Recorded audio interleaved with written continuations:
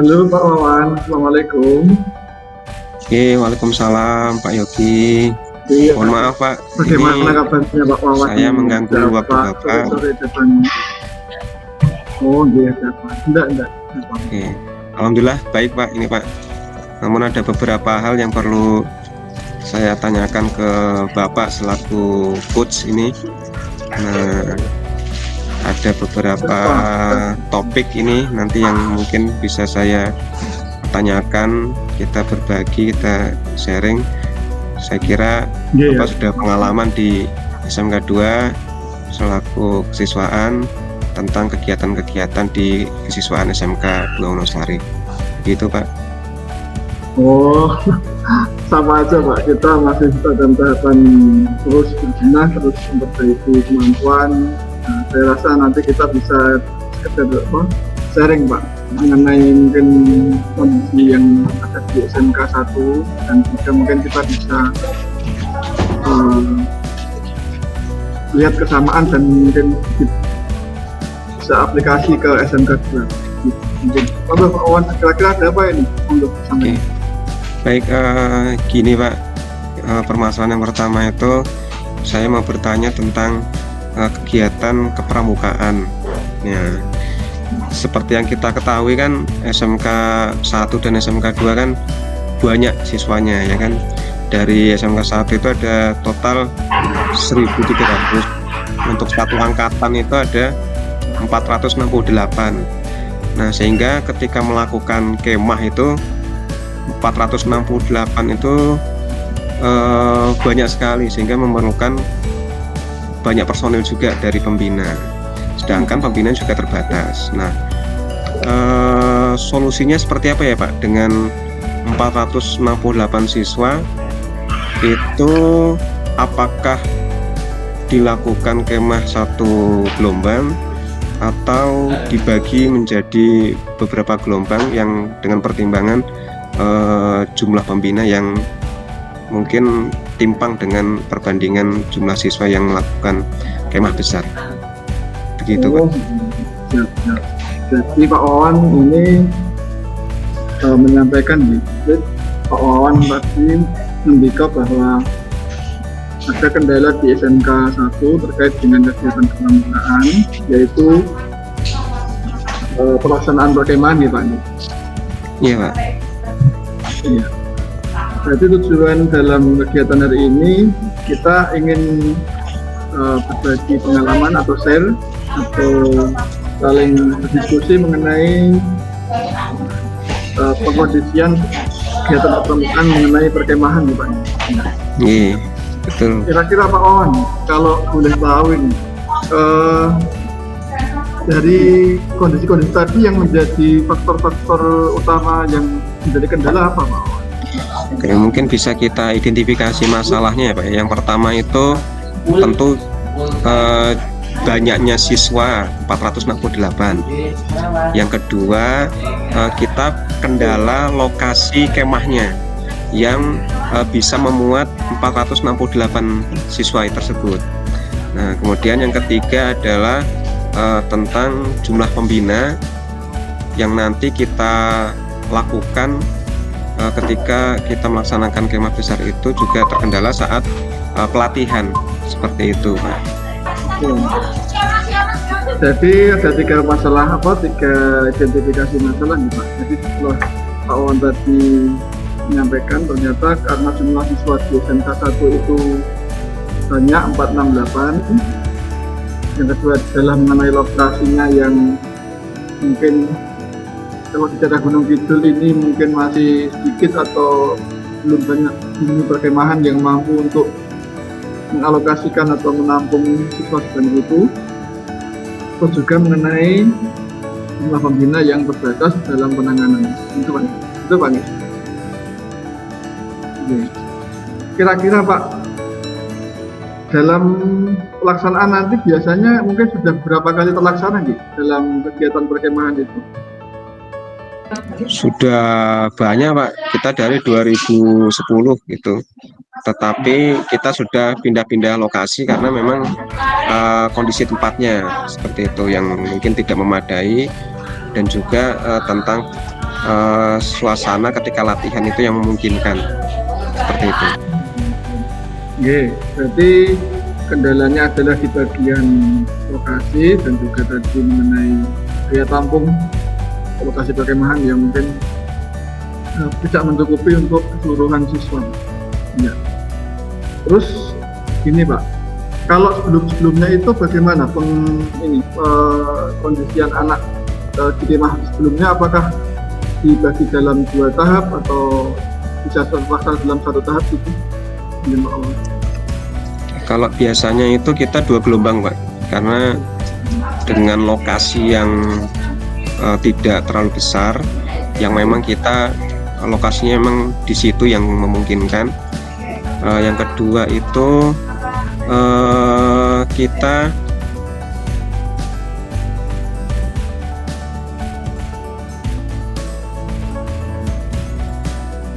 satu gelombang, kita jadikan 1 gelombang itu kurang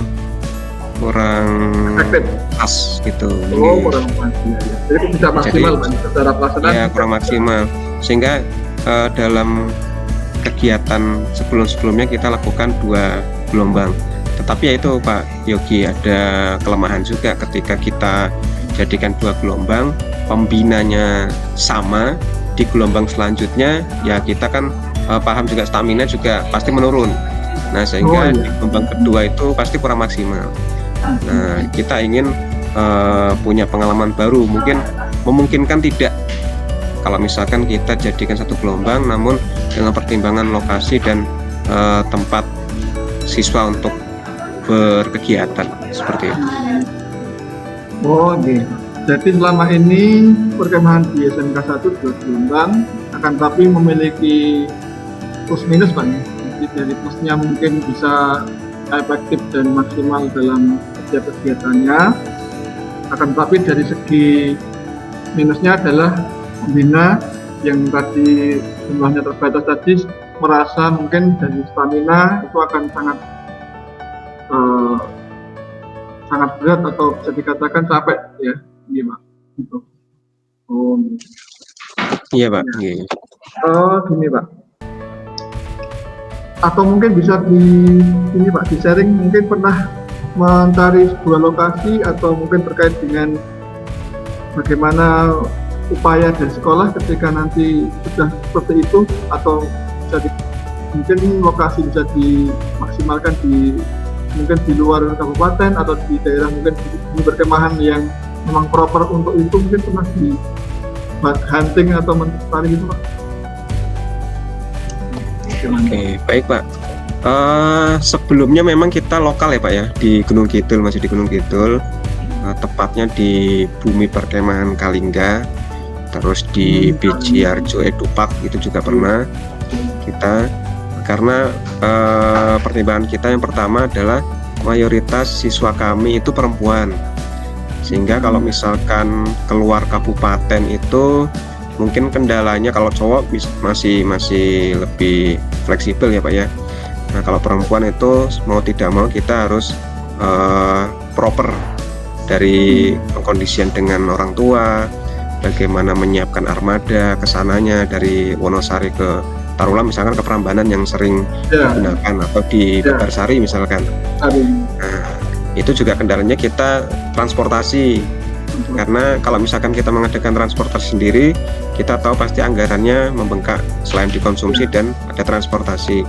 Kalau misalkan itu minta bantuan dengan orang tua, sebenarnya bisa saja Pak, tapi tidak semua mungkin. Misalkan setiap sangga ada 1 mobil misalkan, karena seperti itu. Nah ini sebenarnya alternatif sih Pak, ini ingin kita coba di tahun anggaran depan sebenarnya, kalau misalkan ini memungkinkan, ini menjadi satu alternatif. Nah namun demikian mungkin ini yang bisa kami tanyakan pertimbangan oleh Pak Yogi, kira-kira bagaimana gitu. Ya.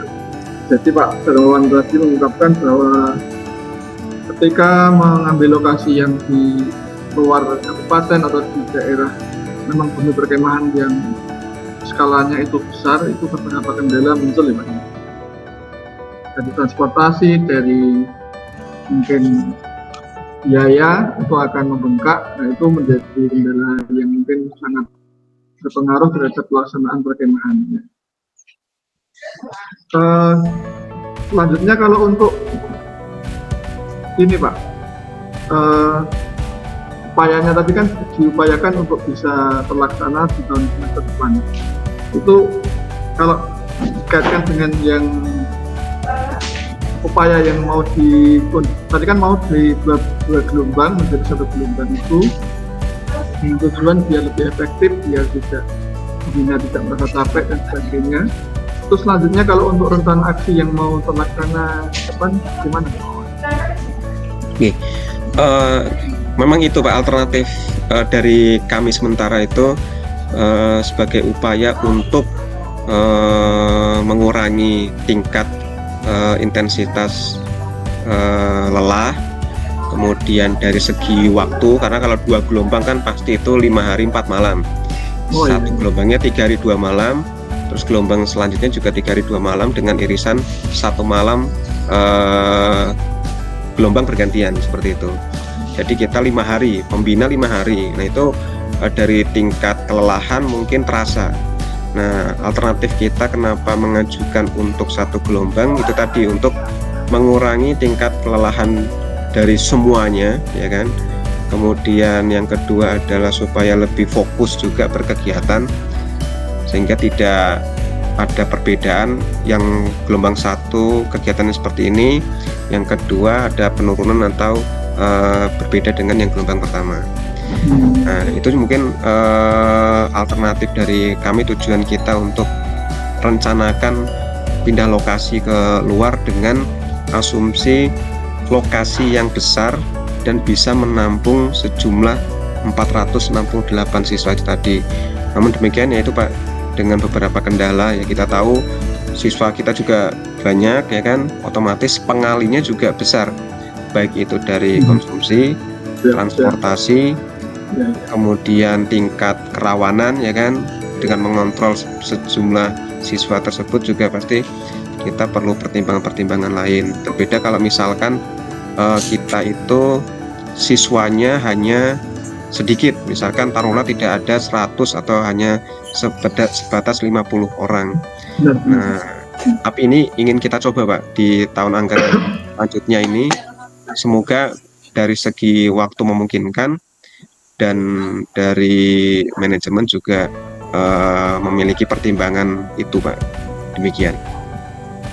Wah, ternyata Pak Darmawan sudah berpandangan sampai bagaimana biar senggaranya kegiatan pramuka dapat maksimal, efektif, dan semuanya saling nilai plus. Jadi tidak ada yang merasa capek, semuanya waktunya juga bisa maksimal, dan dari segi biaya juga bisa diminimalisir. Gini Pak, jadi kalau tadi Pak Darmawan menanyakan mengenai kegiatan di SMK juga Pak, ini ya mungkin sharing untuk sebelum kita ini Pak, sebelum nanti mungkin Pak Darmawan bisa mengambil atau mungkin menjadi beberapa jadikan sebagai ya mungkin masukan atau apa, tapi saya mungkin SMK 1 bisa lebih mengkondisikan ya. Saya sharing juga mengenai kondisi di SMK 2. Gak apa-apa Pak, kita saling sharing aja. Ya. Jadi gini, kalau di SMK 2 itu biasanya kami memanfaatkan ini Pak, di bumi perkemahan yang bisa dikatakan murah meriah dan lokasinya juga bisa dikatakan alami, masih alami. Nah itu di daerah Banyusoto itu Pak. Nah itu di sana cukup lumayan ini luas, dan juga ketersediaan sarana itu juga mendukung, terus berkaitan dengan daya tampung juga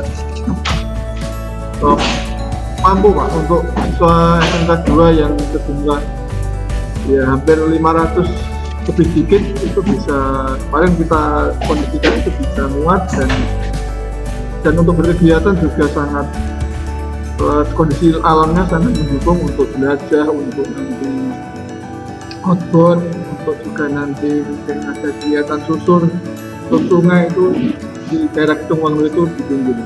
Jadi mungkin bisa menjadi referensi dari tempatnya Pak Darmawan yang mungkin terkendala dari tempat, dari lokasi yang mungkin kalau tempat menggunakan fasilitas yang sudah skalanya nasional seperti Babarsari kan pastinya juga pasti yang diutarakan Pak Darmawan tadi mengenai biaya, mengenai transport, mengenai waktu itu akan sangat-sangat sekali membengkak ya Pak, ini besar sekali karena memang standarnya sudah ini perkemahan yang memang benar-benar dikelola oleh suatu organisasi. Nanti kalau yang di Kedungwangu ini masih kita ngasih kas desa Pak, itu jadi masih sangat-sangat bisa dikatakan bisa dirembuk gitu antara pihak sekolah dan pihak dari mungkin dari hukum di sana kita tembusi, kita datangi rumah dan rembukan mengenai pelaksanaan dan sebagainya itu ya mungkin Bapak Tutuh akan memberi saran misalkan nanti mengerahkan tim untuk membersihkan lokasi itu sudah ditanggung oleh pihak desa. Jadi kita dikatakan ya misi kas desa ya, biasanya seperti yang sudah dan kami sudah melakukan beberapa kali sudah ke sana terus dan bisa terkondisi, jadi sangat-sangat bagi kami ya Pak, kalau tempat kami kan towok-towok sehingga ketika ditantang atau dikondisikan di alam terbuka itu mereka bisa dikatakan malah enjoy sekali sehingga nanti ya bisa berkegiatan di situ, bisa benar-benar masih di lingkungan yang alami sekali di daerah Banyusoto Kedungwangu. Oke, di Banyusoco ya Pak ya? Iya, ya? Wah, Banyusoco. Nah, itu jauh sekali tapi. Iya memang Pak. Ya saya pernah juga, saya SMA juga di sana. Wah, ini masukan juga buat kami Pak. Terima kasih, ini masukan yang bagus saya kira. Berarti SMK 2 itu satu gelombang ya Pak, 500 siswa langsung satu angkatan gitu. Satu gelombang 3 hari 3 malam, 4 hari 3 malam. 4 hari 3 malam gitu. Wah, ini jadi masukan bagi saya selaku pembina juga di SMK 1. Mungkin nanti bisa saya diseminasikan ke pembina di SMK 1. Barangkali ini menjadi alternatif lain dari alternatif yang kita rencanakan.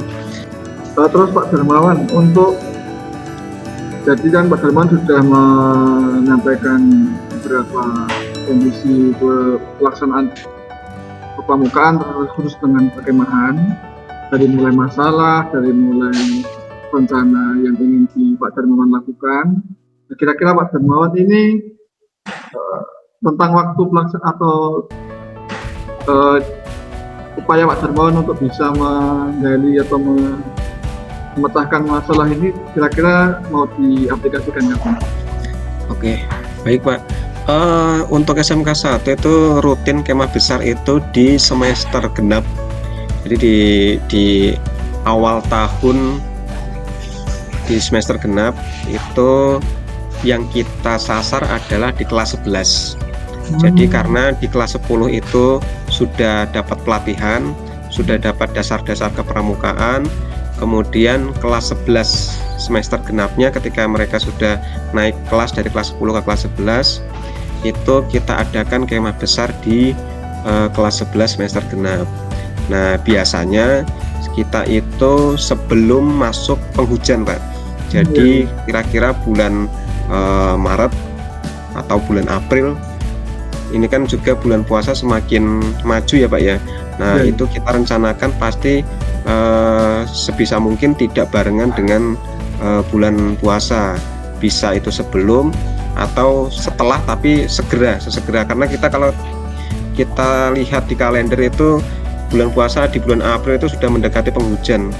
Bahkan itu kita juga kalau misalkan lagi apes itu ya ada gerimis-gerimisnya seperti itu, sehingga kita pasti memilih lokasi itu yang ada lokasi evakuasinya, entah itu dari pendopo, kemudian entah itu dari banyaknya pepohonan yang rindang. Jadi tidak langsung lapang besar tanpa ada jalur evakuasi dan tempat lokasi untuk berteduh seperti itu. Jadi untuk pelaksanaannya di semester genap Pak, insya Allah ini bulan Maret. Nah ini sudah mendekati Pak. Ini kita sudah baru saja melantik Dewan Ambalan, kita sudah melantik OSIS. Nah ini barangkali bisa kita komunikasikan dengan manajemen dan dengan pembina. Masukan ini yang ini saya sampaikan kepada pembina, bagaimana Rohis dan OSIS nanti bisa kita gerakkan di semester genap besok ini Pak, segera untuk kita lakukan kemah besarnya begitu. Sudah bagus sekali Pak Darmawan, ternyata sudah punya gambaran kapan mau dilakukan, bagaimana aksinya, terus detail kegiatan yang mau Pak Darmawan lakukan dalam upaya tadi untuk menyikapi tentang kegiatan pramukaan khususnya perkemahan yang dirasa kurang efektif karena harus 2 gelombang dan sebagainya. Itu bagus sekali Pak Darmawan sudah mulai berproses untuk ini, untuk kegiatan selanjutnya. Selanjutnya Pak Darmawan, apa ini refleksi yang bisa Pak Darmawan sampaikan dari sharing kita sore hari ini Pak mengenai tadi permasalahan atau kondisi yang dialami Pak Darmawan? Oke, baik Pak. Yang pertama dengan tadi masalah yang saya alami, kemudian setelah kita coaching dengan Bapak ini, saya menjadi terbuka Pak. Jadi ada banyak sekali pilihan dan alternatif. Kita saling sharing. Tadi juga bagaimana SMK 2 Wonosari kondisi pelatihan kepramukaannya seperti apa. Dan ini dengan coaching ini saya merasa lebih memiliki pandangan lain, ya kan, memiliki alternatif bagaimana dalam kegiatan kepramukaan yang sudah kita laksanakan seperti biasanya, kita menjadi ada alternatif lain. Yang pertama itu lokasi Pak, yang biasanya kita hanya di situ-situ aja. Kemudian solusi yang tadinya bagaimana kita hanya 2 gelombang, kita mau adakan 1 gelombang, tadi sudah ada solusinya dengan mungkin lokasi yang representatif, baik itu dari segi luasan maupun dari tingkat ya jauh atau tidaknya itu tadi, baik itu anggaran dan lain sebagainya. Dan selanjutnya dari kegiatan coaching ini saya merefleksi juga ternyata memang dengan ini kita bisa saling sharing pengalaman Pak. Jadi bagaimana kita di SMK 1 dan di SMK Negeri 2 Wonosari ternyata banyak sekali yang bisa saya ambil.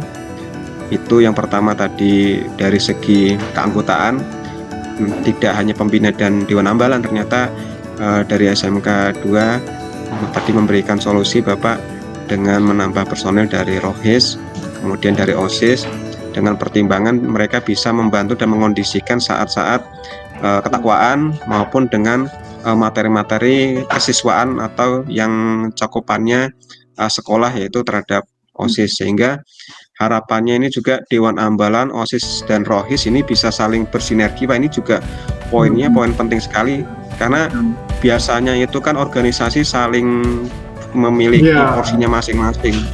OSIS, aku OSIS, saya Dewan Ambalan. Nah ini dengan solusi ini malah bisa menggabungkan 3 organisasi besar di sekolah, sehingga organisasi-organisasi sekolah ini bisa satu pandangan, satu tujuan, satu visi, yaitu dengan untuk mewujudkan visi sekolah, sehingga program-program sekolah dapat berjalan dengan lancar. Pembina juga memiliki teman, karena kita kan di penegak kita sifatnya berkawan ya Pak ya, kita berelasi dengan siswa, pembina dan Dewan Ambalan, serta kita bukan lagi siaga yang naik dan bunda dan lain sebagainya. Kita bagaimana kita bisa bersinergi juga dengan OSIS, Dewan Ambalan dan Rohis. Nah ini refleksi dari saya Pak. Nah ini kita juga bisa memberikan manfaat juga ke depannya kepada para siswa dengan pelayanan-pelayanan prima seperti yang Bapak tawarkan tadi, seperti itu Pak. Jadi Pak Darmawan sudah bisa istilahnya menggali potensi yang ada, dari mulai tadi masalah yang muncul, bagaimana identifikasinya, dari rencana aksinya, dari juga tanggal waktu pelaksanaan. Itu Pak Darmawan sudah mulai punya gambaran. Nah, itu sangat bagus sekali Pak. Berarti Pak Darmawan juga sudah menyampaikan refleksi terkait dengan apa yang kita lakukan atau kita sharingkan hari ini, dan itu semuanya sudah terangkum di refleksi itu, dan Pak Darmawan akan semaksimal mungkin tadi berupaya untuk bisa menerapkan apa yang sudah kita sharingkan sore hari ini, dan itu sangat saya apresiasi sekali Pak. Dan memang dari refleksi yang Pak sampaikan Darmawan tadi sudah muncul poin-poin yang menjadi inti dari diskusi kita sore hari ini Pak, mulai dari permasalahan yang muncul sehingga solusinya, mulai dari rencana aksi dan tanggung jawab yang tenggang waktu yang akan Pak Darmawan laksanakan, itu sudah mengerucut atau sudah tersimpulkan, dan Pak Darmawan akan berupaya untuk mencapai tujuan dari masalah yang tadi mulai untuk dipecahkan atau diselesaikan. Itu sudah bisa kita tarik kesimpulan di diskusi kita sore hari ini Pak ya. Jadi gini Pak, saya ingin sampaikan lagi mungkin Pak Darmawan. Oke, terima kasih Pak Yogi. Dengan coaching ini saya menyampaikan banyak terima kasih kepada Bapak selaku coach yang telah memberikan saran alternatif kepada saya. Semoga ini menjadi amal juga kepada Bapak. Dengan sharing ini kita bisa memberikan sesuatu yang bermanfaat bagi siswa. Terima kasih Pak Yogi atas coachingnya. Mohon maaf apabila ada kesalahan. Terima kasih. Assalamualaikum warahmatullahi wabarakatuh. Waalaikumsalam warahmatullahi wabarakatuh. Terima kasih Pak.